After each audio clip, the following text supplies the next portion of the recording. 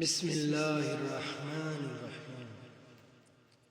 আলিফ লাম মিম। আলিফ লাম মিম এগুলোকে হরফে মুকাত্তাআত ছিন্ন অক্ষরমালা বা বিচ্ছিন্ন বর্ণনা বলা হয়, অর্থাৎ একটি একটি করে পাঠনীয় অক্ষর। এগুলো অর্থের ব্যাপারে কোনো নির্ভরযোগ্য বর্ণনা নেই। আল্লাহ এর অর্থ সম্পর্কে সর্বাধিক জ্ঞাত।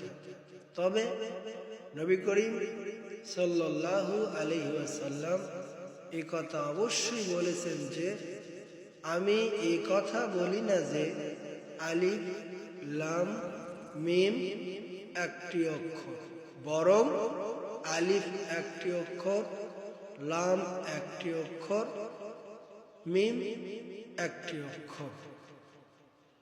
প্রত্যেক অক্ষরে একটি করে নেকি হয়, আর একটি নেকির প্রতিদান 10টি করে পাওয়া যায়।